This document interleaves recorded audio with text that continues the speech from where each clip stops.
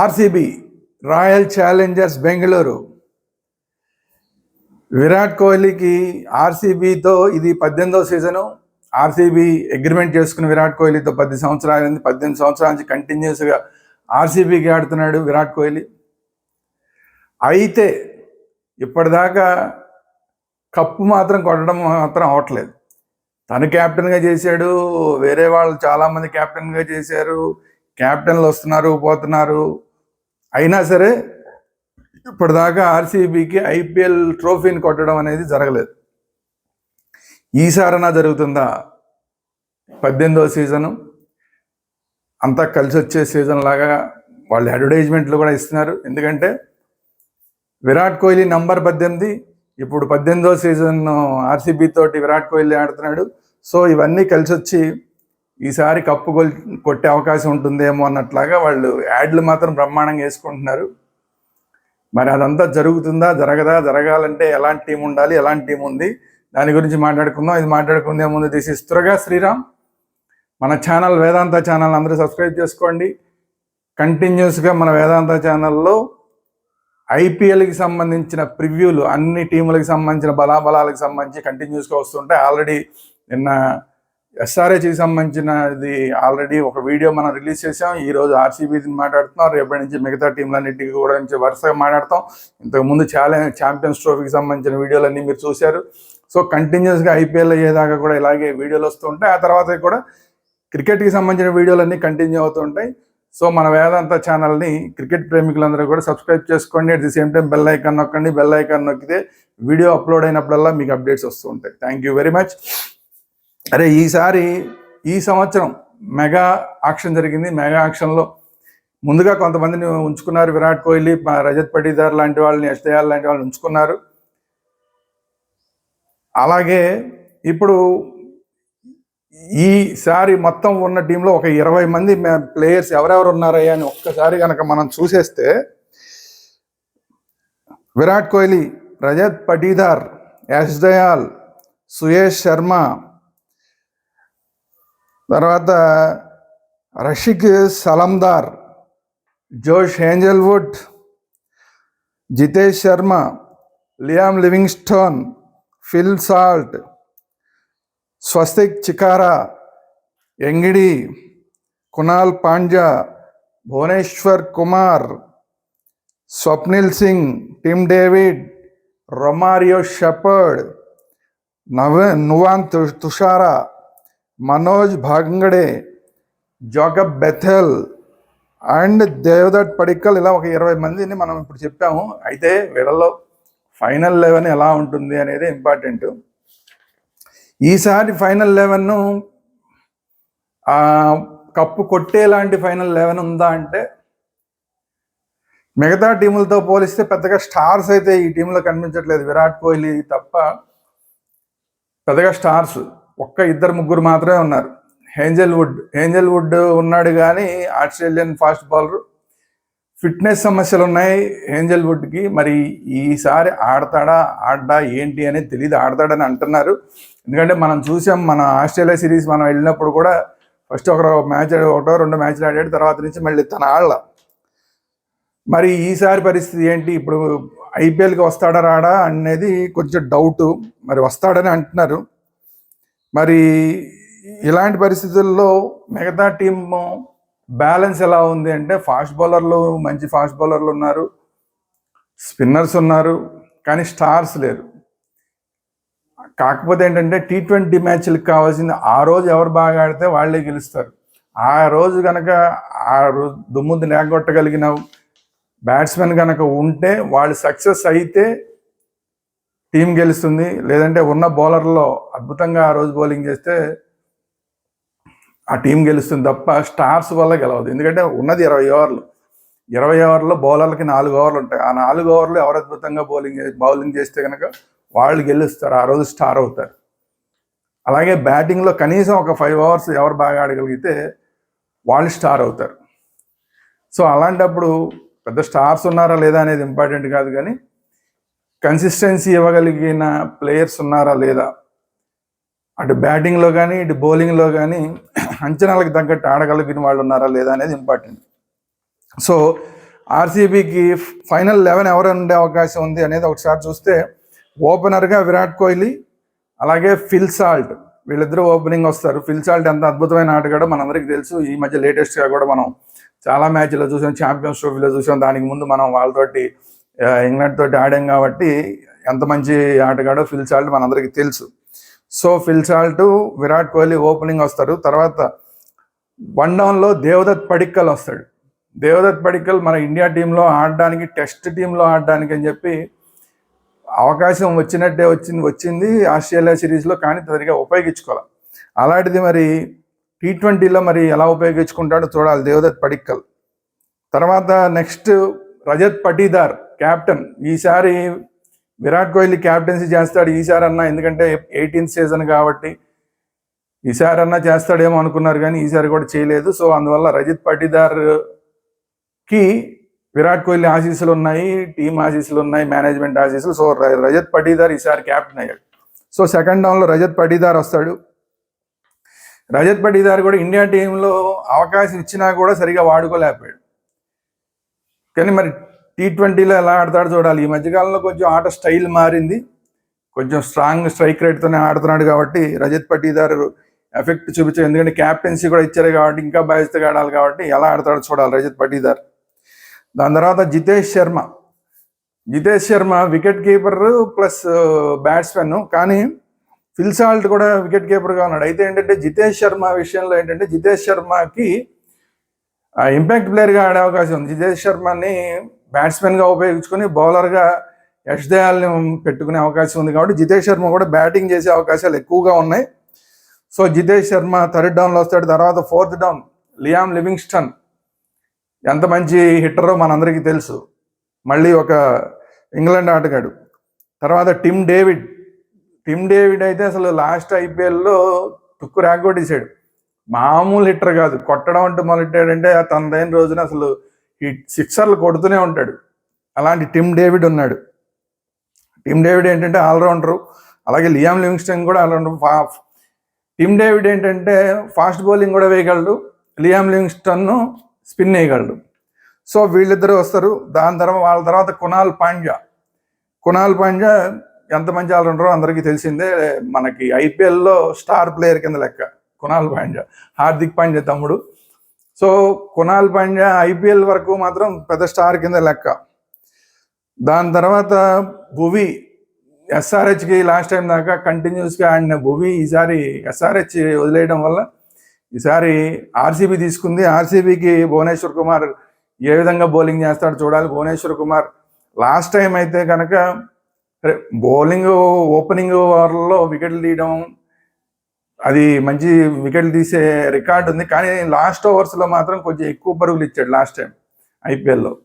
So దేనివల్ల మరి SRH వదిలేసుకుని సరే తీసుకున్నది కూడా మహమ్మద్ షమీని తీసుకున్నారు. మహమ్మద్ షమీ కూడా ఫిట్నెస్ లేదనుకో, సరే అది SRH విషయం నేను మాట్లాడేసుకున్నాం.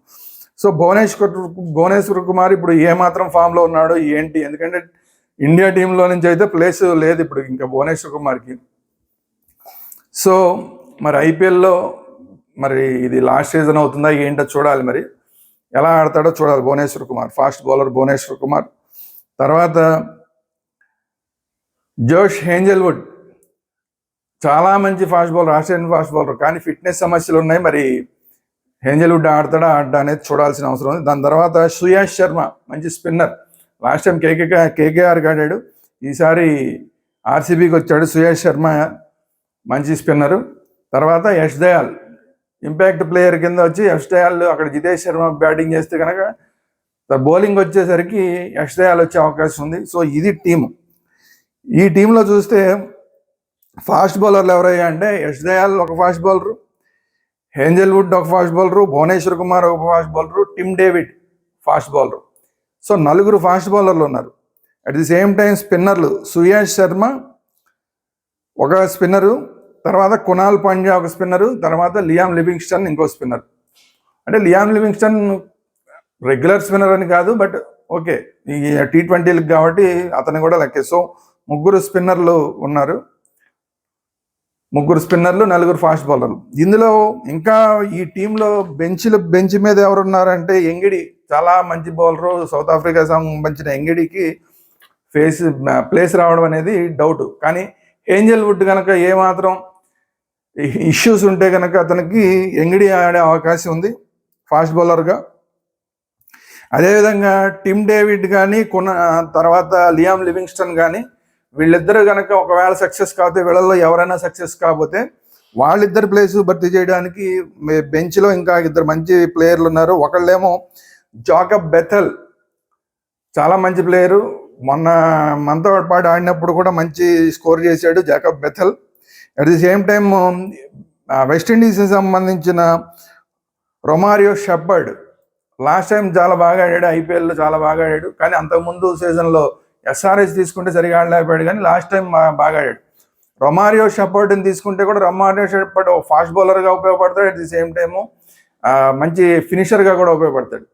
సో అందువల్ల టిమ్ డేవిడ్ కనుక ఒకవేళ సరిగా ఆడలేకపోతే రొమారియో షెపర్డ్కి ఛాన్స్ వచ్చే అవకాశం ఉంది. ఒకవేళ లియామ్ లివింగ్స్టన్ కనుక సరిగా ఆడకపోతే కనుక జాకబ్ బెథెల్కి అవకాశం వచ్చే ఛాన్స్ ఉంది. సో ఇది టీము. నలుగురు ఫాస్ట్ బౌలర్, ఎటు తిరిగి ఎటు చూసినా కూడా నలుగురు ఫాస్ట్ బౌలర్లు, ముగ్గురు స్పిన్నర్లు కనబడుతున్నారు. సో బ్యాలెన్స్ అయితే ఓకే. కాకపోతే కనుక వీళ్ళల్లో ఎవరు గ్యారంటీ అంటే ఎవరు బాగా ఆ రోజు గ్యారంటీగా కొడతారు అంటే మిగతా టీముల్లో చూసుకుంటే, అంటే ఎస్ఆర్హెచ్తో పోల్చుకుంటే అసలు Abhishek Sharma, Travis head, Klaasen, తర్వాత ఇషాన్ కిషన్, తర్వాత నితీష్ కుమార్ రెడ్డి, ఇట్లా కంటిన్యూస్గా కొట్టేవాళ్లే కనబడుతున్నారు.